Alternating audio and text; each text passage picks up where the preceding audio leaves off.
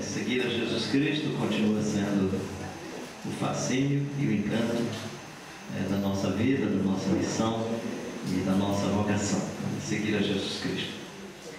Jesus, na sua oração sacerdotal, eu chamo também de relatório final da vida, ele diz assim: como o Pai me enviou, eu também vos envio. Então, o modelo do envio dos discípulos e discípulas de Jesus Cristo de Nazaré é no modelo do Jesus Cristo de Nazaré. Eu vou tomar aqui alguns eu chamo de referenciais simbólicos, ou quem sabe roteiros simbólicos, né? Eu vou trabalhar com os irmãos hoje à noite 5 roteiros simbólicos que podem ilustrar os aspectos assim, que eu considero relevantes na espiritualidade de Jesus Cristo de Nazaré. Eu estou saindo um pouco da espiritualidade enquanto virtude e também da espiritualidade enquanto disciplinas, e pensar na espiritualidade como roteiro de vida,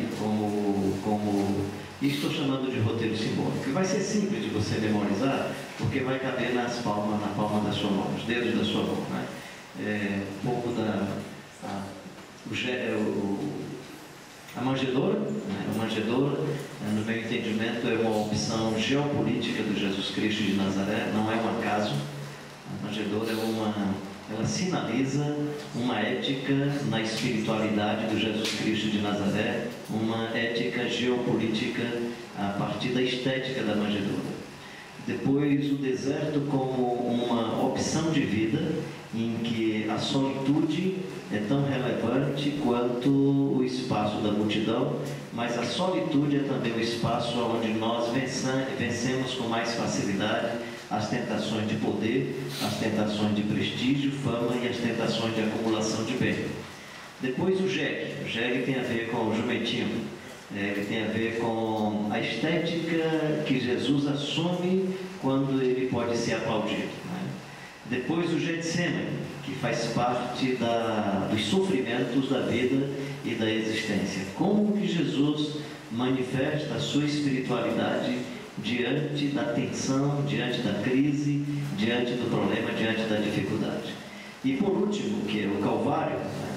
Que é essa atitude espiritual no extremo da existência. Então você está no extremo da vida, no extremo da existência, no limite da sua existência, e como, mesmo que diante dessas situações, a sua espiritualidade revela a graça de Deus, o amor de Deus, a misericórdia de Deus, a bondade de Deus. Aliás, no meu entendimento, é na cruz que nós passamos a entender melhor tudo sobre a teologia do amor de Deus.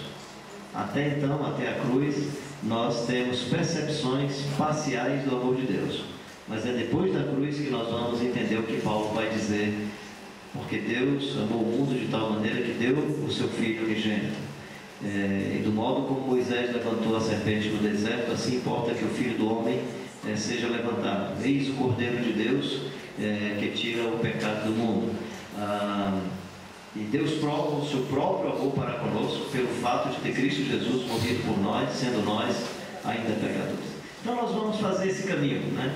E eu espero que esse roteiro de espiritualidade do Jesus Cristo de Nazaré, de alguma maneira, esses roteiros, ou esses pontos do roteiro, eles venham marcar os momentos da nossa vida. E aí eu fico muito à vontade, porque eu vi no relatório da MCB de hoje à noite, eu vi o relatório exatamente dessas comunidades da periferia. Algumas imagens que apareceram aqui, eu olhava e dizia assim: está muito parecida com a desprezível Nazaré. Deve estar muito parecida com a terra de Zebulon. Deve estar muito parecida com a pequena Belém Efrata. Algumas imagens, aliás, inclusive vi a imagem do jegue, né? Tinha um slide que era exatamente 2 pessoas, eu acho que segurando ali o jegue. Então eu me sinto muito à vontade, porque o que nós estamos falando sobre esse roteiro missionário e espiritual do Jesus Cristo de Nazaré, e como ele relaciona a espiritualidade e a ética da sua missão através desse roteiro, esses slides, esse testemunho que foi dado aqui, tem muito a ver com esse caminho que nós vamos tentar apresentar para os irmãos hoje à noite. A manjedoura não é um fato isolado, né? A manjedoura não é uma geografia isolada. A manjedoura, de fato, é uma geopolítica, muito mais do que uma geografia. muito mais do que uma geografia. E tu, Belém Efrata, pequena demais para figurar entre as milhares de Israel, de ti há de nascer o rei. É isso que o Mateus vai dizer. E tu, pequena Belém Efrata. Então, a Belém Efrata não é uma grande cidade, não era uma das maiores de Israel. É tu, pequena Belém Efrata, escolhida entre as milhares de Israel. Então tinha outras cidades que poderiam ter sido escolhidas, mas a que foi escolhida foi a pequena Belém Efrata. E é na pequena Belém Efrata que está a manjedoura. Em torno da manjedoura tem um casal aí nos meados da sua adolescência, um menino chamado José e uma menina chamada Maria. Um menino chamado José e uma menina chamada Maria. Quantas Marias tem aqui? Legal. Quantos José? Tem algum José? Quantas Maria José? Quantos José Maria? Interessante. Jesus passou numa casa que tinha uma menina que o nome era Maria. E Jesus passou numa casa que tinha um menino que o nome era José. Aí todo pai, em todo lugar do mundo, quer agora colocar o nome da filha de Maria, Mary, Maria, Joseph, José. E todo mundo quer. E alguns não se conformando colocam Maria José, né? Ou então José Maria. Eu conhecia lá em Fortaleza uma que era Maria José de Jesus, para ser a família mais completa. O que é que eu estou querendo dizer com isso? O nome Maria passou a ser conhecido porque Jesus passou numa casa de uma menina que o nome dela era Maria. O nome José se tornou conhecido e admirado porque Jesus passou na casa de um menino que tinha o nome de José. E Belém não seria conhecida. Não sei quantos de vocês já ouviram falar em Calcaia. Quem nunca tinha escutado ouvir falar na cidade de Calcaia? Nunca ouviu falar. Nunca ouviu. É a cidade que eu moro, né? E Calcaia seria desconhecida. E seria conhecida se Jesus passasse por lá. Tem um jogador, não vou dizer de qual foi o time pernambucano, mas ele foi para uma partida de futebol em Belém do Pará e disse que depois do jogo um jornalista chegou assim, um radialista chegou perto dele e o que é que você achou do jogo? Ele disse, o jogo foi maravilhoso, foi muito bom, né? Mas o mais bonito não foi o futebol, o melhor foi porque eu vim jogar na cidade onde Jesus nasceu, né? Joguei em Belém, né? Ele pode ter cometido um erro quanto à geografia, mas ele associava o nome Belém ao fato de Jesus ter nascido ali. Então Belém só é conhecida porque Jesus passou por lá, não é porque Belém seja uma cidade conhecida. É a pequena Belém Efrata, que ninguém saberia o seu nome, ninguém conheceria. Então quando Jesus chega em Belém, nasce na manjedoura em Belém, vive a sua infância na desprezível Nazaré, Jesus está fazendo uma opção clara, explícita, entre o palácio e a manjedoura. A espiritualidade de Jesus é uma espiritualidade que passa pela pequena Belém Efrata. A espiritualidade de Jesus, ela tem uma geopolítica cuja ética sinaliza que entre o palácio e a manjedoura, o palácio não é a oportunidade para ele, o palácio é a ameaça. O palácio nunca foi a oportunidade para o Jesus Cristo de Nazaré. O palácio foi sempre uma ameaça e não uma oportunidade. O palácio é uma ameaça para as instituições religiosas, o palácio é uma ameaça para os movimentos religiosos, para as suas denominações. Mas para o Evangelho do Jesus Cristo de Nazaré, o palácio foi sempre uma ameaça. É tanto que os magos do Oriente encontraram o menino na manjedoura e não voltaram mais pelo palácio, porque eles sabiam que o palácio era um problema. Meu querido e minha querida, na sua geopolítica, você precisa decidir se a sua espiritualidade está fascinada pelo palácio ou pela desprezível Nazaré. Se o seu escritório estratégico de missão é a Galileia dos Gentios, a terra de Zebulon, ou se o seu escritório estratégico é o grande centro do mundo. No Evangelho de Jesus Cristo de Nazaré, a missão está focada sempre no roteiro dos desprezados, dos desprezíveis, daqueles que não têm poder, daqueles que não têm acesso a todas as informações. Nós precisamos decidir essa nossa espiritualidade no Brasil. A ideologia, eu nem falo de teologia, a ideologia da prosperidade chegou. Eu vou falar sobre isso mais adiante, mas deixa eu antecipar, não vou nem falar mais adiante, quando eu falar do jumentinho. Quando a gente fala que Jesus andou de jumentinho, o pessoal da teologia da prosperidade, da ideologia da prosperidade, fala assim, era jumentinho, mas era 0 quilômetro. Porque ele não aceita que era um jumentinho qualquer. 4x4. Jumentinho 4x4. Ele não aceita, né? Então, a manjedoura é uma opção de nossa vocação e de nosso ministério, marcada pela espiritualidade, que em oração diz: ele sendo em forma de Deus, não teve por usurpação ser igual a Deus, antes a si mesmo esvaziou-se, humilhou-se, fez-se em figura humana, fez-se servo, foi obediente até a morte, morte de cruz. A nossa espiritualidade passa por uma decisão do roteiro da nossa missão e da nossa vocação. Cara, fiquei muito feliz com o seu testemunho. Glória a Deus pela sua vida, né? Me deu vontade de pegar os caras lá e dar uns tapas no sujeito, uns bicudos na canela, mas Jesus atrapalha a gente, né? Louva a Deus pela tua grandeza de dizer assim, que os perdoa, mas assim, eles é que tem que te pedir perdão, não, mas tudo bem.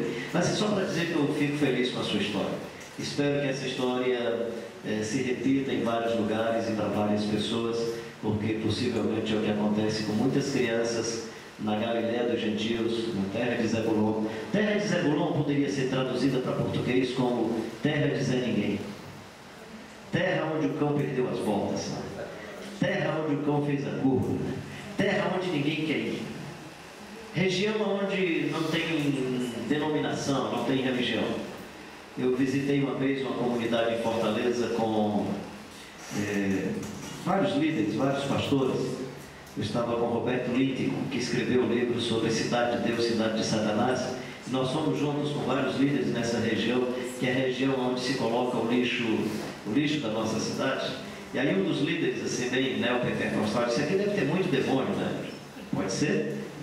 E não, porque essa miséria que a gente está vendo aqui deve ter muito demônio, deve ter muito despacho aqui. Eu disse: pode ser. Vamos conversar aqui com a senhora da comunidade. Aí conversamos com a senhora da comunidade. Como é que é essa história aqui, minha senhora? Não, aqui nem tem igreja católica, aqui não tem igreja protestante, aqui não tem centro espírita, nós somos tão pobres que ninguém quer a gente. Aqui não tem nenhum tipo de religião. Eu disse: tem algum despacho por aqui? Coincidentemente, ou providencialmente, o cidadão do bairro da Aldeota. A senhora respondeu exatamente assim: não, despacho tem, às vezes chega os carros aqui que eu penso que é o pessoal que vem da Aldeota e faz despacho aqui e vai embora. O que é que eu estou querendo dizer para você? É que aonde tem o pobre da terra de Zebulon, da Galiléia dos Gentios, da desprezível manjedoura, nenhum religioso quer ir lá. Não tem empresa religiosa aí nesses lugares. E aí é o lugar do Jesus Cristo de Nazaré. Então, em torno da manjedoura, tem todo um referencial da pequena Belém Efrata, da desprezível Nazaré, do José e da Maria. Quem é o José e a Maria, gente? No Evangelho de Lucas ele vai dizer quem é o José e a Maria. José e a Maria é um casal que não tem dinheiro para comprar um cordeiro.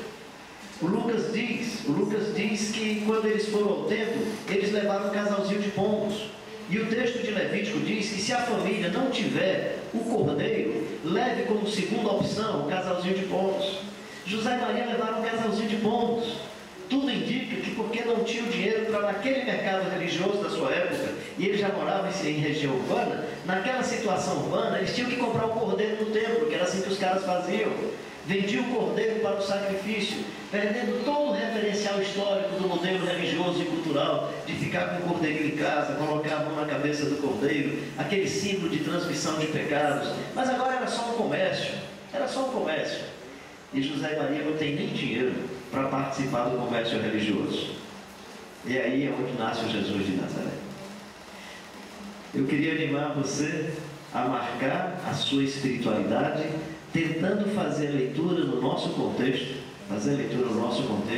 que símbolos estéticos nós temos em nosso entorno que seriam semelhantes à manjedoura. Que símbolos estéticos nós temos em nosso entorno que seria a desprezível Nazaré? Que comunidades que estão em nosso entorno que seria a terra de Zebulon?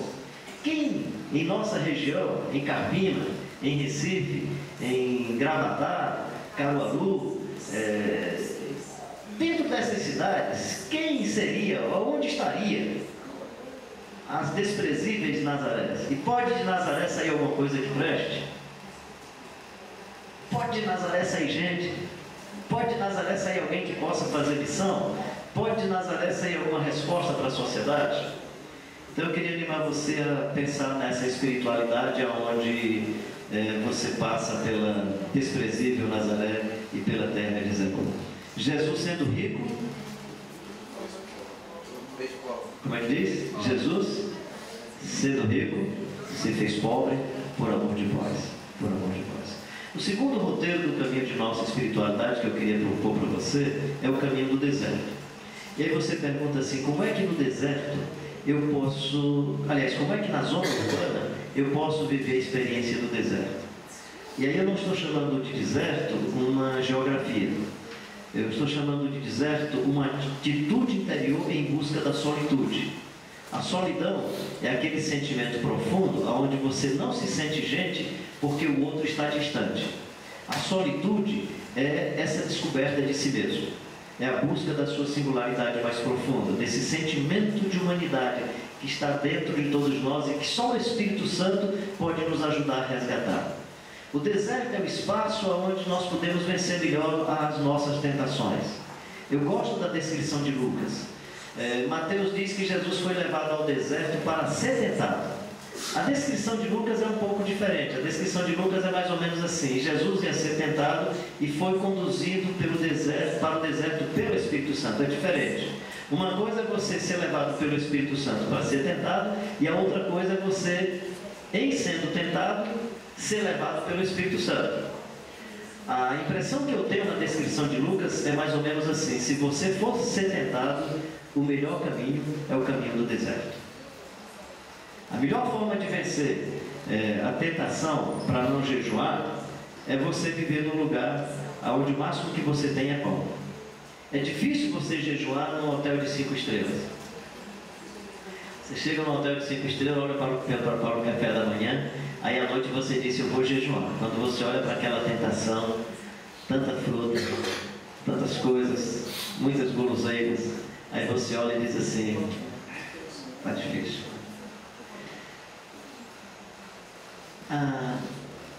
Eu creio que um dos ensinos desse texto de Lucas sobre o caminho da espiritualidade é vencer a tentação do poder no deserto, porque no deserto não tem ninguém para aplaudir você.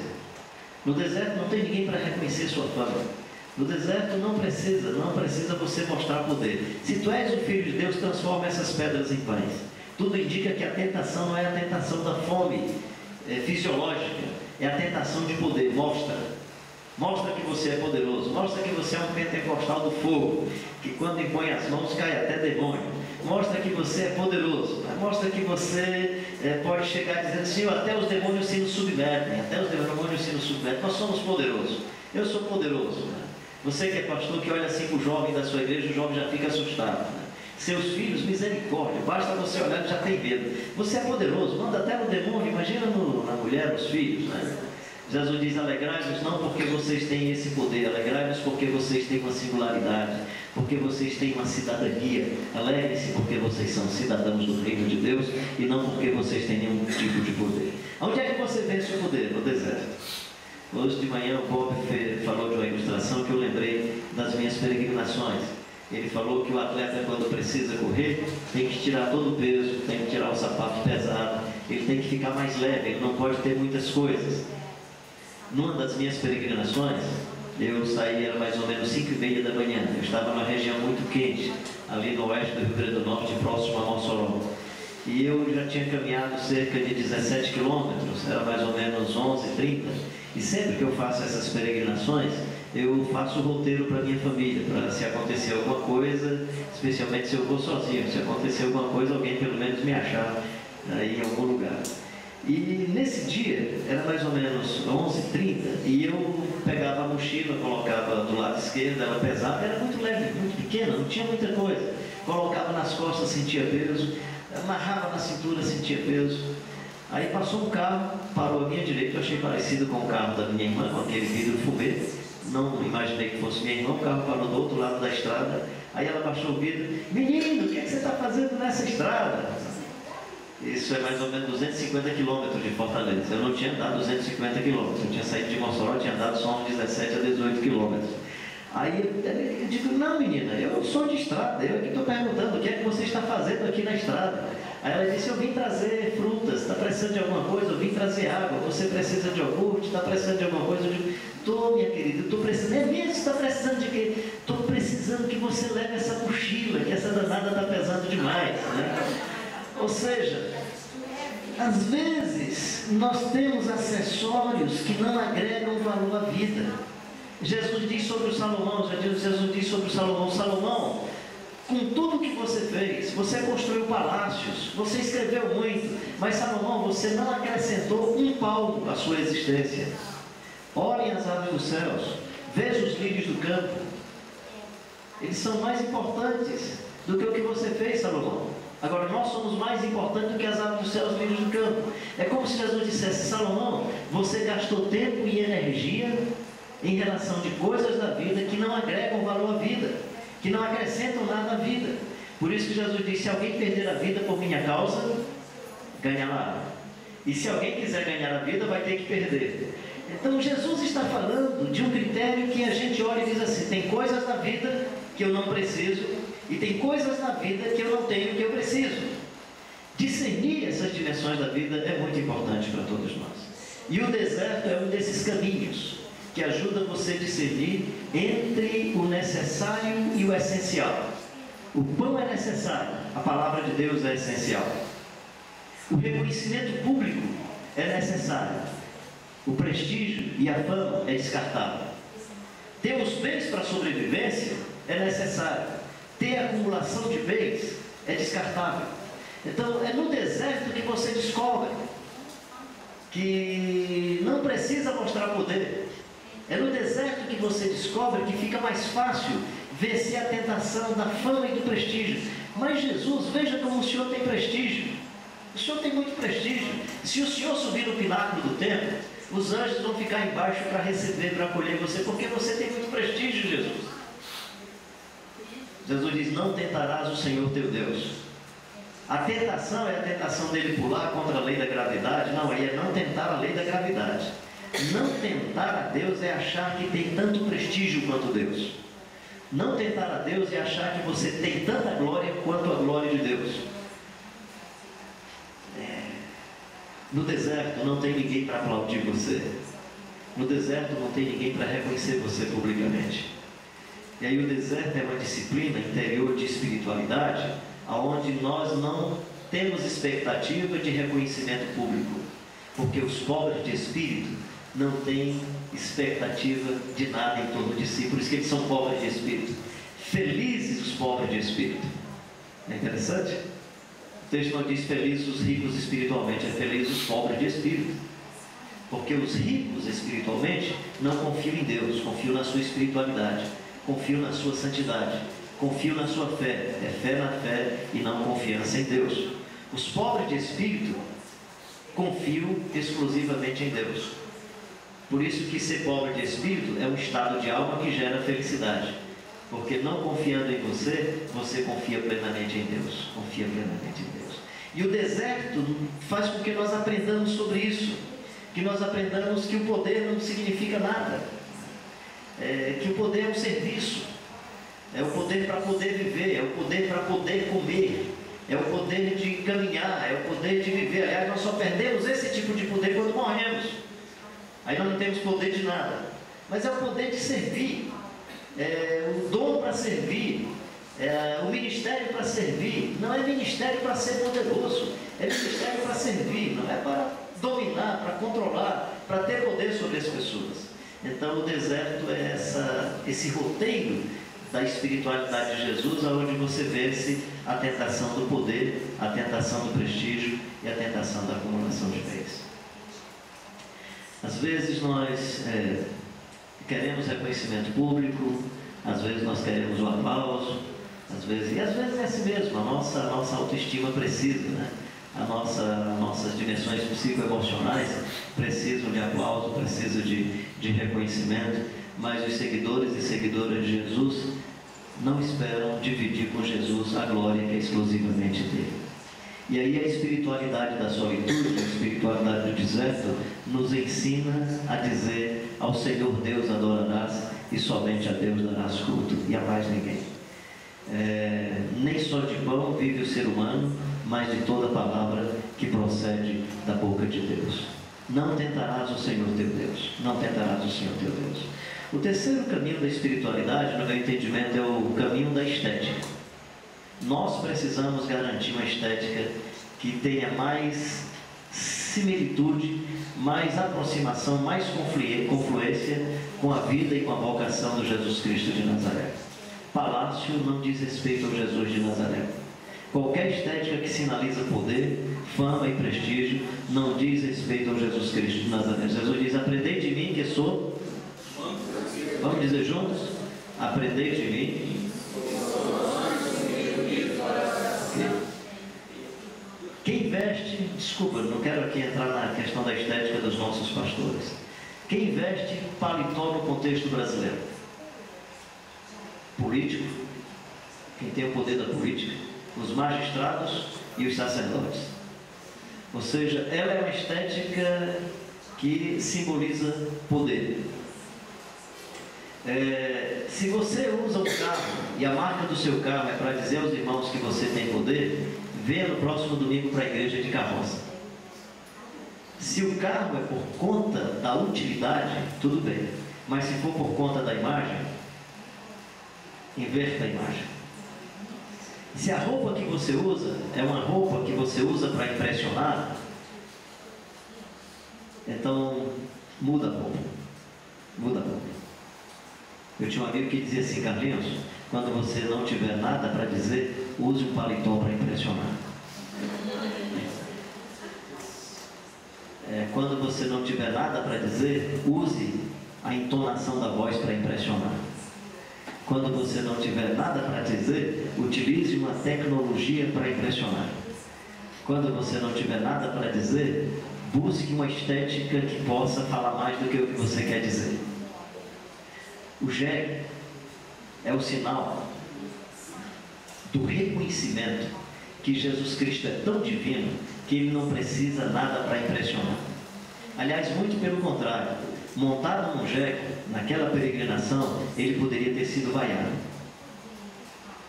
Por isso que em Mateus, só quem reconhece Jesus Cristo montado no jegue e começa a gritar que ele é o Filho de Deus, só crianças e adolescentes. E quando Jesus entra no templo, que eles continuam gritando, os escribas e fariseus, os religiosos, pressupondo que Jesus estava insuflando as crianças, eles disseram: manda que esses meninos se calem. Aí Jesus disse: se eles se calarem, as pedras vão entender mais do que vocês, porque vocês estão piores do que pedras. O cérebro de vocês ficou petrificado. Vocês não entendem o que as pedras entendem. Vocês não entendem o que as crianças estão entendendo. Vocês não estão entendendo o que o reino animal está entendendo. Vocês não estão entendendo o que o reino vegetal está entendendo. Portanto, a entrada triunfal de Jesus Cristo em Jerusalém, montado no jumentinho, é o reconhecimento de que, a despeito do jumentinho, ele será reconhecido como Filho de Deus. Você não precisa acreditar na continuação da parábola que eu vou contar agora, mas eu não sei quantos de vocês já imaginaram o jumentinho voltando na semana seguinte. Imagina só: mamãe, foi tão legal aquela entrada triunfal, era tanta gente jogando suas capas no chão, galhos das árvores, que eu vou voltar de novo. E a mãe: meu filho, não vai não, eu vou de novo. E o jumentinho foi uma semana depois. Deve ter escolhido um dia de sábado. E lá se ia o jumentinho, sem Jesus. Sem Jesus. E quando ele começou a aproximar-se do templo, começaram a espantá-lo, repudiá-lo, jogar pedra, não deixá-lo entrar no templo. Porque o jumentinho pensava que a festa era em torno dele. Eu não estou chamando aqui ninguém de jumentinho, mas estou dizendo a você o seguinte: se na próxima semana você for e Jesus não for com você, não vai acontecer coisa nenhuma, meu querido. Porque as pessoas estavam reconhecendo o Jesus Cristo de Nazaré e não o jegue. E Jesus é reconhecido como Filho de Deus a despeito do jegue. Porque Jesus não precisava de holofotes para impressionar. Jesus não precisava de nenhum tipo de artifício para impressionar.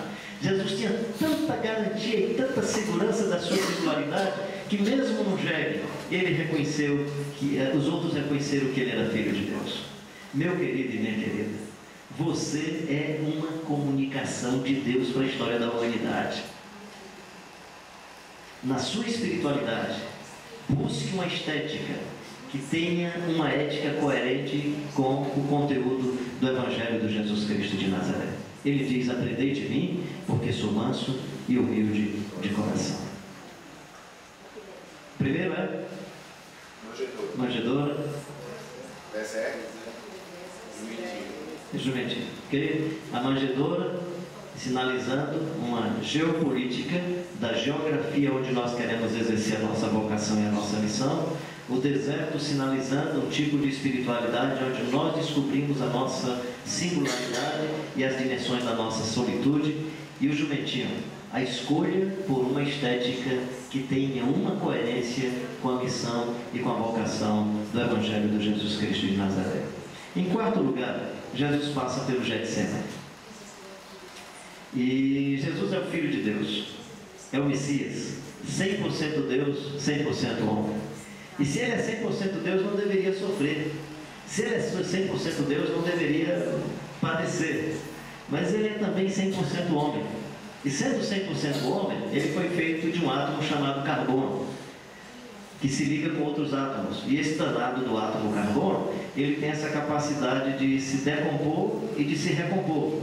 E às vezes ele se decompõe e não se recompõe, por isso que gera morte. Claro que a morte é fruto do pecado. Mas a morte, olhando de maneira biológica, é também essa nossa composição.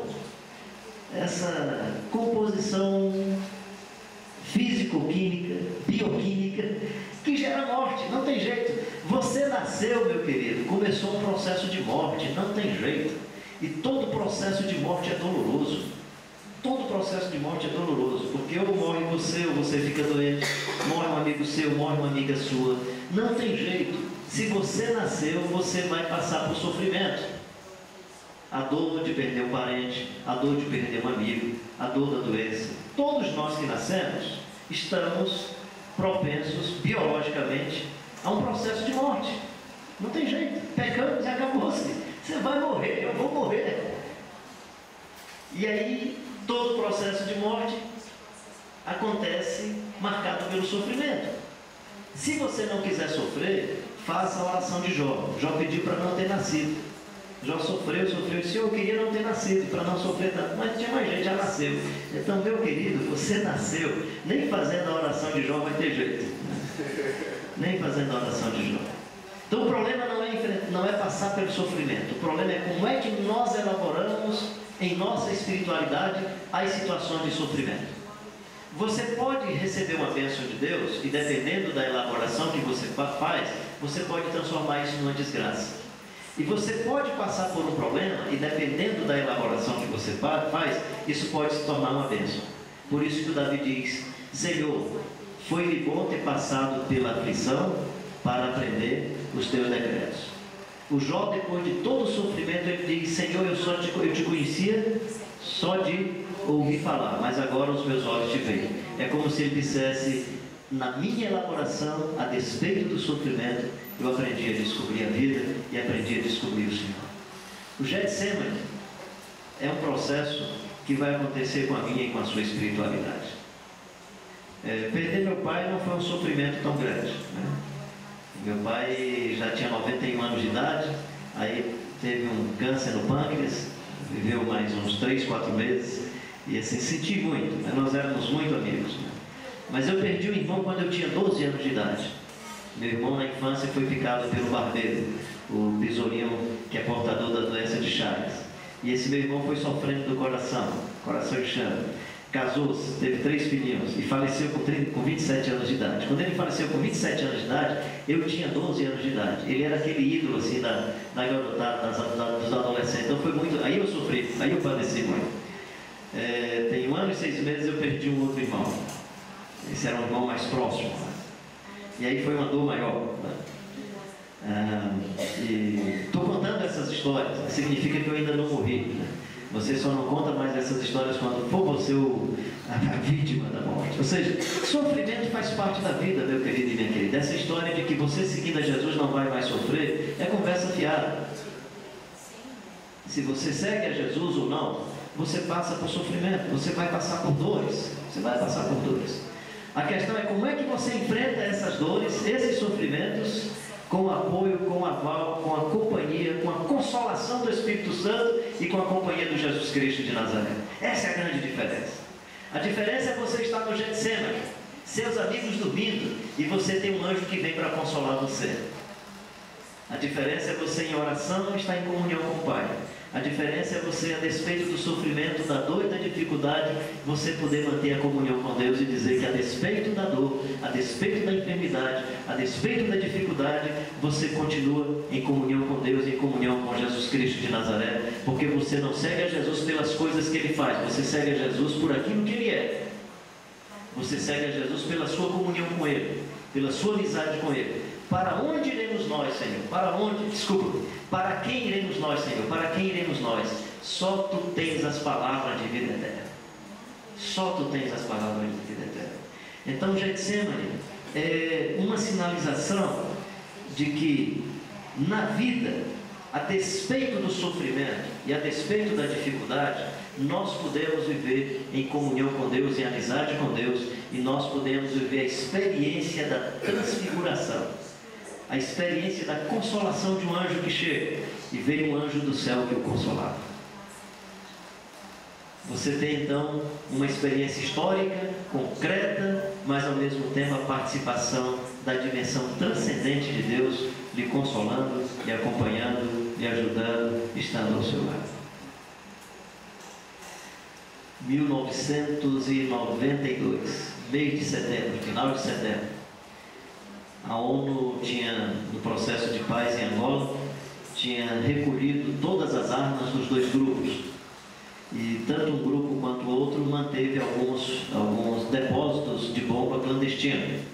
E como era um depósito clandestino, eu não sabia que eu estava morando a cerca de mais ou menos 100 metros de um depósito de bomba clandestina. Quando a guerra voltou outra vez, um dos grupos descobriu esse paiol de bombas e tocou fogo na madrugada. Era final de setembro, mais ou menos. Madrugada de setembro, não lembro exatamente o dia, 1992. Foi uma das noites mais angustiantes da minha vida. Não só por causa do pânico da situação, mas porque tanto minha sogra, meu sogro e uma parte da minha família, quando eu disse que ia para Angola, não queria que eu tivesse levado a esposa e as crianças. E eu achei que naquela noite nós não escaparíamos. E a minha oração não era que nós nos livrássemos, era que se tivesse que morrer, que eu morresse, mas os meninos e a Dinha não morressem. E era essa a minha angústia. E nós ficamos de 12 horas até mais ou menos 4 horas da manhã, bombas caindo de tudo que era lado. As bombas que estavam em posições horizontais, ela fazia um percurso de mais ou menos de 30 quilômetros e caíam em cidades vizinhas. As bombas que estavam em posição vertical, elas subiam, faziam uma espécie de hipérbole e caía perto de onde nós estávamos. O clube da Gabec, a vila do Gabec, que era uma vila de brasileiros da Odebrecht, a cozinha foi totalmente destruída, carros destruídos. Teve uma bomba que destruiria um raio de mais ou menos 150 metros. Raio de 150 metros, um tipo de bomba de fabricação da antiga União Soviética. E essa bomba, ela fez o percurso, pegou todos os metais que tinham uma quadra de esporte e, por bênção de Deus, a danada mergulhou na piscina. E quando ela mergulhou na piscina, ela resfriou e não explodiu. Deus nos livrou milagrosamente. Naquele momento, eu muito angustiado, a minha filhinha disse, vamos cantar. Ela tinha 9 anos. E ela começou a cantar. E a Dinha começou a cantar também. Daqui a pouco o Carlos Filho começou a cantar. E aconteceu em Luanda uma coisa raríssima. Raríssima. Luanda é uma região semidesértica. Chove cerca de 3 a 4 vezes no ano. E naquela noite, naquela madrugada, caiu um torozinho de água suficiente para resfriar todas as bombas que ainda estavam prestes a explodir. Aquela angústia mexeu com a gente. Mas o que mais me encantou não foi o resfriamento da bomba, não. Foi a maneira que, em a despeito de estarmos naquela situação, Como que depois que a Kelvin começou a cantar, a gente sentiu paz e a presença de Deus entre a gente? Jesus diz: eis que estou convosco todos os dias até a consumação dos séculos. Às vezes uma criança que está cantando, num anjo que aparece, na palavra de um amigo, no conforto de uma pessoa, na sua percepção do cenário do Calvário. E olha que coisa extraordinária, a Maria Madalena não permite, pela sua sensibilidade feminina, que o João chame o Calvário de Calvário. Mateus chama o Calvário de Calvário, lugar de caveira. Lucas chama o lugar de Calvário. Marcos chama o lugar de Calvário. Mas João não consegue chamar o Calvário de Calvário. Maria Madalena, com sensibilidade feminina, leva um vidro de perfume. E quem gosta de perfume, gosta de flores. E quem gosta de flores, percebe jardim. E aí ela vai de madrugada, não encontra o corpo do Senhor, e ela percebe um jovem. E aí o texto diz assim: pensando ela que fosse o jardineiro. Só vê jardineiro no Calvário quem tem sensibilidade profunda. Só vê jardineiro e jardim no Calvário quem tem sensibilidade profunda, porque Calvário é lugar de caveira, Calvário é lugar de morte, Calvário é lugar de esqueleto, Calvário não é lugar de flores. E Maria Madalena não inventou o jardim estava ali. E aí João tem que escrever, em vez de chamar de Calvário, ele escreve assim, João 19:41. E no lugar onde Jesus fora crucificado, havia um jardim, e nele um sepulcro novo, aonde ninguém houvera sido posto. Então o Getsemane não é só esse momento de sofrimento do Jesus Cristo de Nazaré, o Getsemane é esse sofrimento da Maria Madalena. E o problema não é o sofrimento. O problema é como nós reagimos ao sofrimento. E a bênção é como nós elaboramos essas situações da vida. Que a sua espiritualidade, movida pelo Espírito Santo, traga a consolação para as suas dores, para as suas aflições, traga a consolação para os momentos mais difíceis da sua vida. Que a sua espiritualidade seja marcada pela presença do Consolador. Felizes os que choram, felizes os que choram, porque só chora o homem e a mulher que precisa de um Consolador. Só quem precisa de um Consolador chora. Só quem precisa de um Consolador percebe o sofrimento profundo da alma. Por isso que esses que choram não são os que choram por causa da maldade do outro. Esses que choram, choram como virtude. Porque a grande virtude de quem chora é estar diante do trono de Deus e dizer: e eu chorava muito diante da graça e da soberania de Deus, como é o caso do João no Apocalipse. Felizes os que choram. Felizes os que só choram, dependendo da invasão do Consolador. Por isso, o Getsemane é a chance da oração, onde Jesus diz: pedi, pedi, batei, buscai, porque quem pede, quem bate, quem busca. Olha como é que Lucas termina esse texto: se vós que sois maus, sabeis dar boas dádivas aos vossos filhos, quanto mais o vosso Pai Celestial dará o Espírito Santo àqueles que o pedirem. Dá para perceber o texto? Às vezes você chega: pastor, eu pedi casamento, bati, busquei, o casamento não chegou. E a Bíblia diz: pedi, dá-se-vos-á. Esse texto não está dizendo que Deus vai dar casamento, não. Mas eu pedi tanto pelo carro e Deus não me deu. Não estou dizendo que você não ore por casamento, não estou dizendo que você não ore pelo carro. Estou dizendo que esse texto nem está prometendo casamento, nem está prometendo carro. Esse texto está prometendo, segundo o pastor Russell Shedd, a plenitude do Espírito Santo para aqueles que buscarem, baterem, forem. O Pai dará o Espírito Santo àqueles que o pedirem. Na ótica de Mateus, a frase é outra. Não é dará o Espírito Santo. Em Mateus é: o Pai dará as coisas boas àqueles que o pedirem. Que coisas boas? As coisas boas do Sermão do Monte. As virtudes, a singeleza de coração, pureza de coração, a fome e sede de justiça, a misericórdia. Quais as coisas boas do Sermão do Monte? A simplicidade das aves dos céus, o jeito dos lírios do campo. É isso que está prometendo o texto. Buscar em primeiro lugar o reino de Deus e a sua justiça. E eu gosto da tradução que termina assim: e todas estas coisas vos serão acrescentadas. Quais estas coisas? Estas coisas do sermão. Não são os nossos sonhos materialistas, não são os nossos fascínios de dominação sobre as pessoas, as nossas aspirações malucas muitas vezes. Então, Getsemane é esse espaço da vida onde você avalia com critério quais são as coisas mais relevantes da existência. A elaboração, inclusive, do sofrimento, porque a vida vale a pena. Porque estar com Deus vale a pena. E aí Jesus diz: Pai, se possível, passa de mim esse cálice. O pedido de oração de Jesus não é para passar o cálice, gente. Porque Jesus sabia que esse cálice não ia passar. Jesus ia enfrentar a morte. Jesus não queria que a morte não viesse. O pedido de oração não é para o cálice passar. A primeira frase não é a frase final do texto. A primeira frase é a introdução do objetivo final.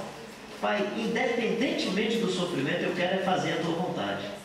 Se possível, passa de mim esse cálice sem que eu beba, mas eu estou disposto a fazer a tua vontade. Então a ideia é: Pai, passa o cálice, porque qualquer coisa a gente dá um jeito. Não, não é. É: Pai, eu estou disposto a fazer a tua vontade. Então, se possível, é uma frase secundária. A frase principal é: eu estou disposto a fazer a tua vontade. O meu compromisso é com a tua vontade. Então, meu querido e minha querida, a despeito da dor, do sofrimento e do Getsemane, não esqueça: o nosso fim último é cumprir a vontade de Deus em nossas vidas. Já ouvimos suficientemente sobre isso hoje pela manhã, quando Bob falou sobre esse alimento do Jesus de Nazaré. A minha comida é fazer a vontade de meu Pai. E aí, nesse momento em que na vida você, numa crise, numa situação difícil, quer desvanecer, não desvaneça. Pai, eu quero continuar cumprindo a tua vontade, a despeito da dificuldade, a despeito do sofrimento, a despeito das contradições da vida, a despeito da morte. Eu vou fazer a tua vontade. Primeiro. Segundo. Deserto. Depois. Jumentinho. Getsemane. Cumprimento da vontade de Deus a despeito de toda dor e a despeito de todo o sofrimento natural da vida e da existência, ou mesmo que seja por causa da missão e da vocação que nós exercemos. Dizem que a melhor palavra quando alguém está falando demais é quando ele usa a frase para terminar, né? Aí todo mundo, até quem não dá aleluia, diz aleluia, glória a Deus, então fique à vontade. Então, para terminar, a nossa espiritualidade passa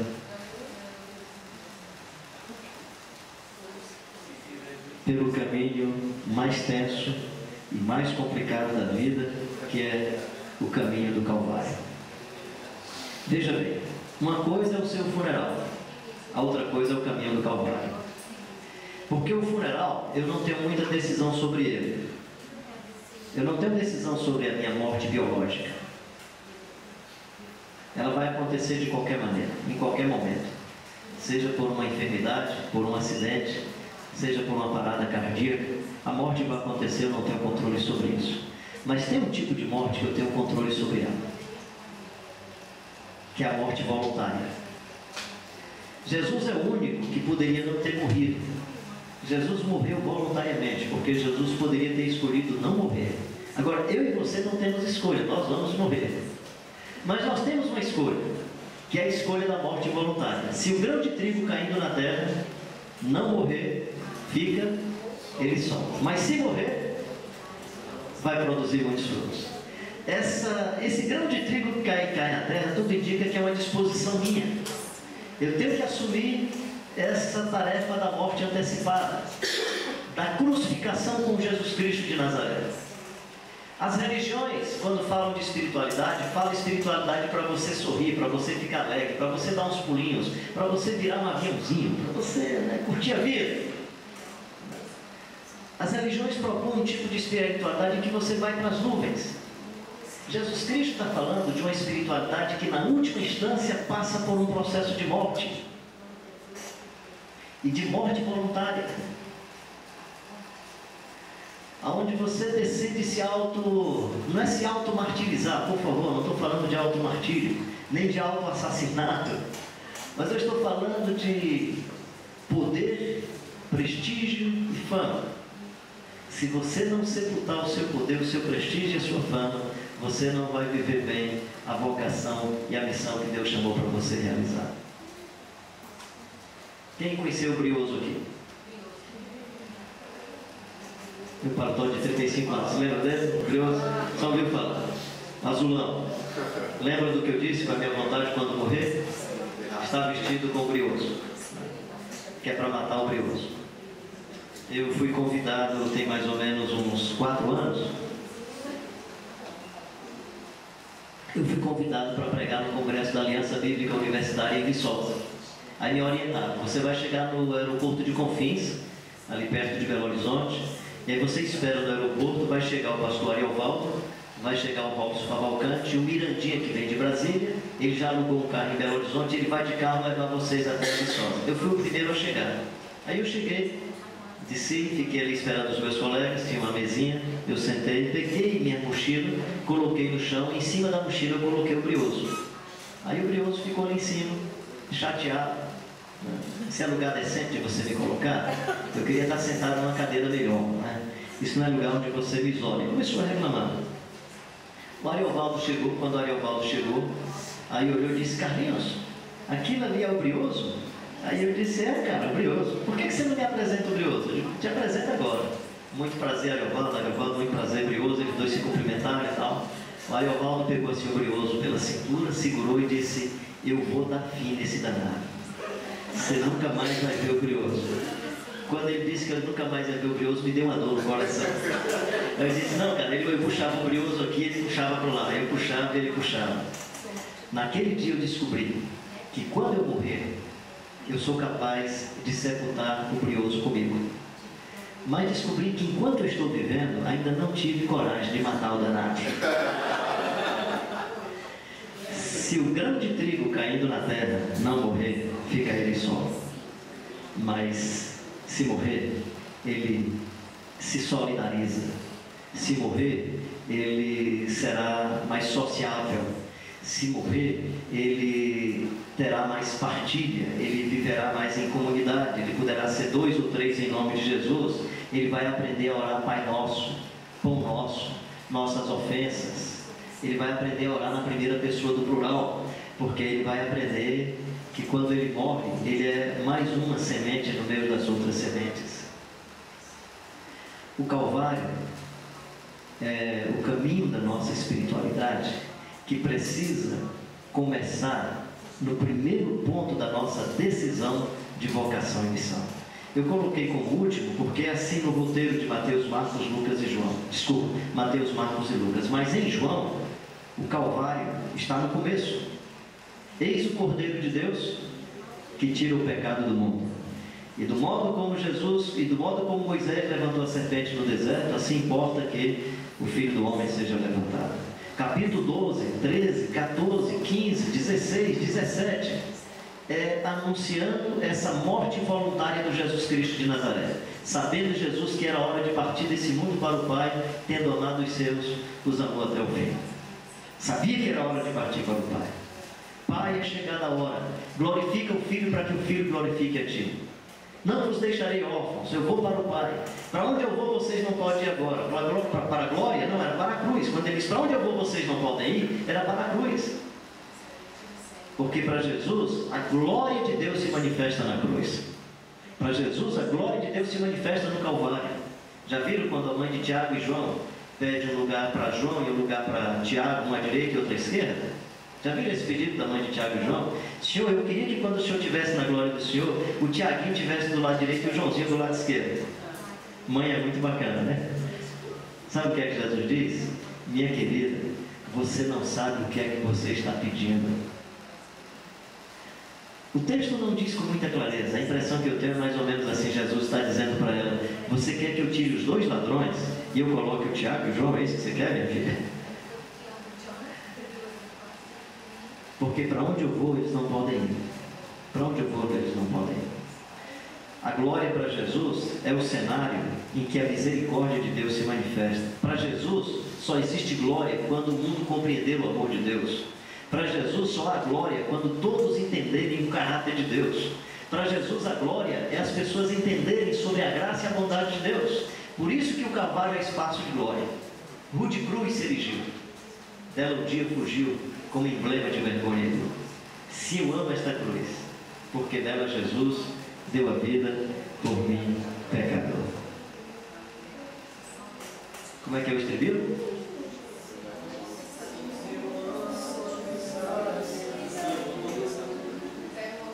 Até morrer eu vou proclamar, levarei eu também minha cruz. Dá uma parada aí. E por nada eu a quero trocar. Vou explicar por quê. Eu acho que o poeta teve uma recaída. Ele ama a mensagem da cruz, ele gosta da mensagem da cruz, mas ele está doido para trocar por uma coroa. E nós não precisamos trocar a mensagem da cruz por nada, porque toda a mensagem da cruz envolve todas as coisas. E a nossa tarefa, a nossa missão é permanentemente a mensagem da cruz. Não é a troca. Não estou dizendo que Deus não vai dar coroas. Estou dizendo que o nosso compromisso é a mensagem da cruz.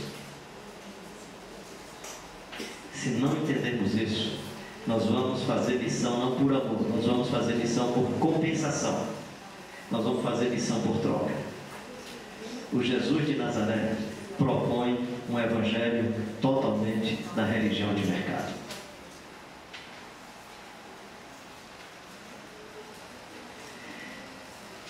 Por que é importante você pensar na morte como paradigma?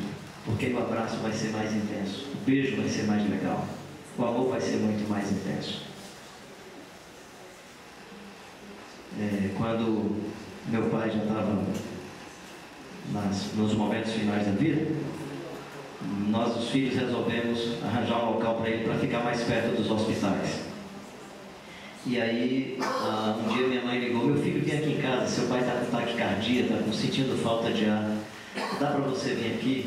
Aí eu corri, cheguei, meu pai estava cansadinho. Nessa época a gente já estava usando uma cadeira de rodas para ele descer, eu desci com ele na cadeira de rodas.